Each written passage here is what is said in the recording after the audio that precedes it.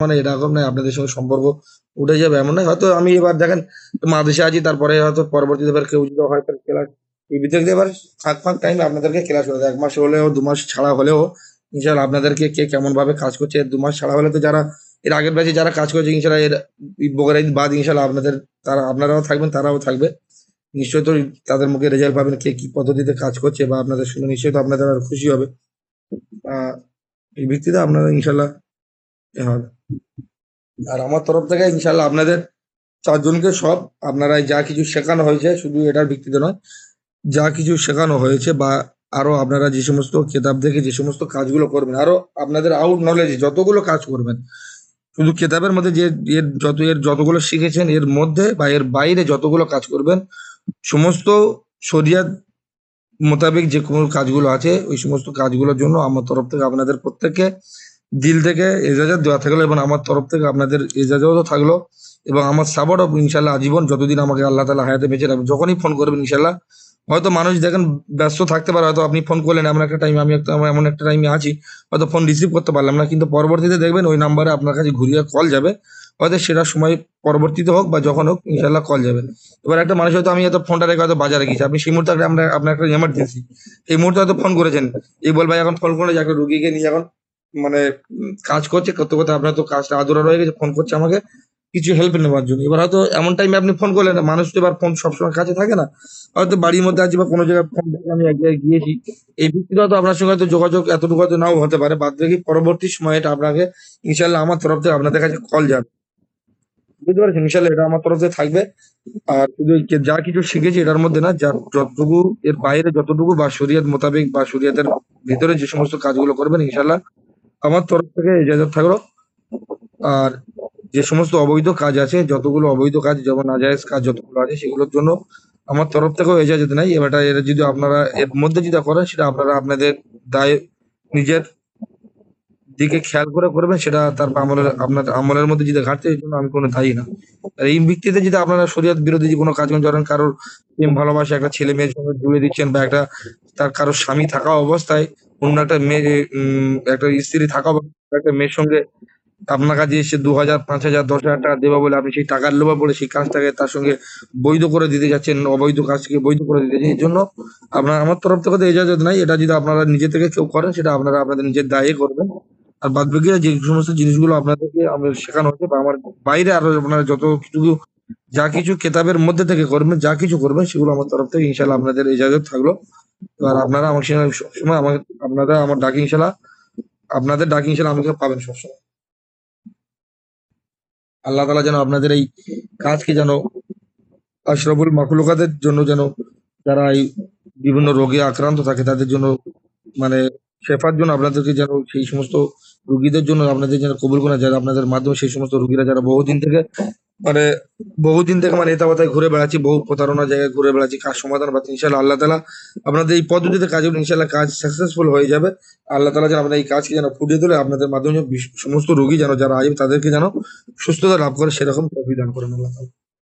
বুঝলেন? আপনাদের প্রত্যেকে ইনশাল্লাহ আমার তরফ থেকে এই যে ১ মাস ক্লাস করেছি ইনশাল্লাহ ইজাজত থাকলো। প্রত্যেকটা জিনিসের জন্য ইনশাল্লাহ আপনারা আমলের মাধ্যমে থাকবেন। প্রতিটা জিনিস পরীক্ষা করবেন। ইনশাল্লাহ আমি আল্লাহ তাআলার কাছে এতটুকু আশাবাদী কোনটা জিনিস মিস হবে না। হয়তো ১ম এ হয়তো আপনাদের জিন্দেগিতে হয়তো ১ম শুরু করছেন, হয়তো কোনটা জিনিস হয়তো ১ম বারে নাও খাটতে পারে। ইনশাল্লাহ করতে, করতে দেখবেন ইনশাল্লাহ সেই জিনিসটা এসে যাবে। এমনটা নয় ওই জিনিসটা হবে না। আপনাকে হাল ছাড়লে হবে না, যেটা হবে, হবে না কেন? যেহেতু আমি করছি আমার কাছে করা জিনিস আপনাদেরকে দিয়েছি, সেই জিনিস আপনার কাছে কেন ফুটবে না? এটা ফুটবে। হয়তো ২-১ বার মিস্টেক হতে পারে, করতে হবে। আপনাদের চালিয়ে যাবো। তার মধ্যে আপনাদের আমলে থাকতে হবে। আর যে সমস্ত দৈনন্দিন যে সমস্ত আমলগুলো আছে, মানজিলটা আমল হয়ে গেলে যে সমস্ত আমলটা করতে হবে, তারপরে আরো যে সমস্ত আমলগুলো আছে, তসবির আমল আছে, তসবির হাজিরাতের আমল আছে।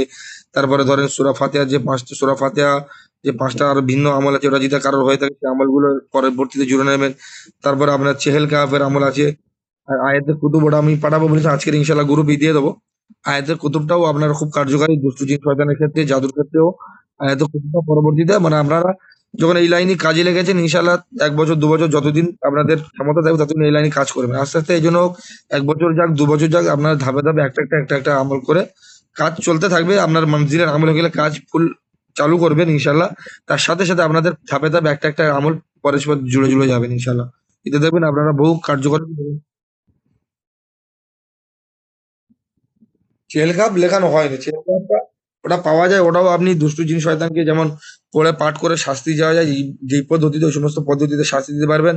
তেল পানিতে ফুঁ দিয়ে ইনশাল্লাহ তাকে যে কানে চেপে ধরা যায় সেও চিল্লা থাকবে। চেল কাপ তো বিষয়টা আপনাদের চেল কাপে বলেছি, চেল কাপ বিভিন্ন কেতাবে আছে, কিন্তু অনেকটা কিছু কিছু কেতাবে ভিন্ন ভিন্ন আলাদা আলাদা আছে। আমি একটা আপনাদেরকে পাঠিয়ে দেবো এখন, আমি যেটা পড়ে পড়ে থাকি। কাফাকা রব্বুকা কাম ইয়াসফিকা চেহেল কাপ মানে যেটাকে চেহেল 40টা কাপ আছে, এই হচ্ছে বিশাল, যাকে চেহেল কাপ বলা হয়, মানে 40টা কাপ নিয়ে একটা বাক্য তৈরি করা, সেই কাপ মানে ওটা খুব কার্যকারী। তারপরে আপনারা ইসমে আজমের আমলটা করে নেবেন। তারপরে আপনাদের যেটা আরো আরো যে সমস্ত সূরা মুজাম্মিলের যে আমলটা বলা হয়েছে, দু রকম পদ্ধতি আছে। একটা হচ্ছে আপনারা সারা জীবনের মতন যে কোনো মানে ঈশা বাদ হোক বা মাগরিব বাদ, মানে একবার হলেও সারা জিন্দিগির মতন জারি রাখবেন। আর যদি মনে করেন ওটাকে ভালো করে একটা আমিল হবো, তাহলে দিনে 5 বার এবং শোবার পরে এবার রাতে শোবার সময় 2 বার, 7 বার। 7 বার বলা হয়েছে, এটা 41 দিন করতে হবে, এটা আপনাদেরকে বলা হয়েছে বা আপনারা লিখেছেন। বা যদি আপনি মনে করেন আমিলটা যদি না হয়, আমি যদি সারা জিন্দিগির মতন প্রতিদিন তিলাওয়াত করতে থাকি, এটাও আমিল হয়ে যাবে। কিন্তু আপনাকে ওটা জারি রাখতে হবে। তারপর ওর 41 দিন কাটার পরে ইনশাল্লাহ আপনি তবে ওর কার্যকারী মানে ওর যে ক্ষমতাটা আছে আপনি পাবেন। তার মধ্যে আপনি কাজ করতে পারবেন। যেমন সূরা মুজাম্মিলের মাধ্যমে আপনি জাদু কাটতে পারেন, এটা একটা পদ্ধতি আছে, ওটা আপনাদেরকে ইনশাল্লাহ পরবর্তীতে ক্লাসে বলে দেওয়া হবে। সূরা মুজাম্মিলের মাধ্যমে একটা জাদু কাটার বিষয় আছে, ওটা পারবেন। দুষ্টু জিনকে শাস্তি দেওয়া বা দুষ্টু জিনকে ওই সমস্ত মানে সূরা মুজাম্মিল হাজির করা, এই সমস্ত সূরা মুজাম্মিল দেখে জিনেরা বিশাল ভয় পায়। যেমন আয়াতুল কুরসি, সূরা জিন এবং তার মধ্যে সূরা মুজাম্মিলটাও বিশাল ভয় পায়। দুষ্টু জিন শয়তানরা এরা খুব বিশাল ভয় পায়। এই জন্য আপনারা ইনশাল্লাহ আমল চালাতে থাকেন। ইনশাল্লাহ রোগী আইলে পরীক্ষা করেন, কাজ করেন, প্রত্যেকটা জিনিস আস্তে আস্তে প্রয়োগ করবেন। এবার তো লিখেছেন, লিখে যদি আপনারা রেখে দেন খাতায়, এবার আপনাদের মাঝে মাঝে একটা একটা জিনিস ভেরিফাই করতে, ভেরিফাই মানে জিনিসটা দিলে এই আমলটা কেমন আছে আপনাদের স্মরণ করে জিনিসটাকে স্মরণে রাখতে হবে।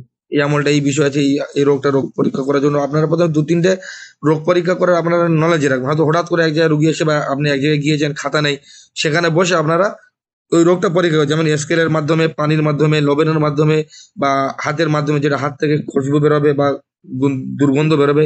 এই 3-4টে জিনিস আপনারা খুব সহজ সহজ আছে, কি কি পড়তে হবে এগুলো আপনারা সহজে স্মরণে রাখবেন। বাদ বাকি যেগুলো কঠিন কঠিন আছে ওগুলো আমরা পরের স্টেপে আপনারা স্মরণ করবেন, বা ওইগুলো আমলের বিষয় আছে।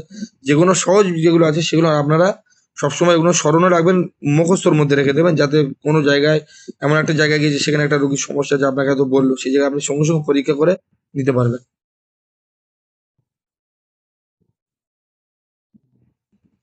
এবার হাতের মাধ্যমে যেটা করা হয় ইনশাল্লাহ, ওটা হয়তো আপনাদের প্রথমে যদি নাও ফোটে ইনশাল্লাহ, যেমন ভাবে আপনি আমার কাছে শিখেছেন সেইভাবে আপনারা একটা মানে করবেন যে ইনশাল্লাহ আমরা যার কাছে শিখেছি, যে ওস্তাদের কাছে তার ইজাজত আছে, আল্লাহ তালা আপনার পাক কালামের মাধ্যমে সেই উস্তাদের ইজাজতের মাধ্যমে আমাদের উস্তাদ বা আমাদেরকে যিনি শিখিয়েছেন, যার কাছে এই হাতের মাধ্যমে শিখেছি তার মাধ্যমে বা তিনি যেইভাবে করেন সেইভাবে আমাদেরকে ভাবে তার ওসিলা করে বা এরকম ভাবে একটা করা, তবে ইনশাল্লাহ দেখবেন আমার আগে যে ছাত্ররা 2-1 বার হচ্ছিল ইনশাল্লাহ, এরকম বলার পরে বা ইনশাল্লাহ ওটা ফুটে গিয়েছে।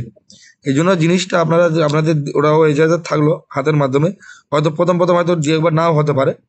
আশা রাখা যায় হয়তো প্রথম থেকে কাজ হয়ে যাবে। এবার তো মিস্টেক হতে পারে, যখন মিস্টেক হয়ে যাবে তখন আপনাকে এটা ভাবতে হবে যে নিশ্চয়ই আমার মধ্যে একটা কিছু কমজোরি আছে, না হলে এই কাজটা হবে না কেন। আশা রাখা যায় 100-র মধ্যে 100% হবে। তাও একবারের জায়গায় 2 বার চেষ্টা করবেন, ইনশাল্লাহ ফুটে উঠবে। আপনি স্যাম পদ্ধতিতে ধরেন ওই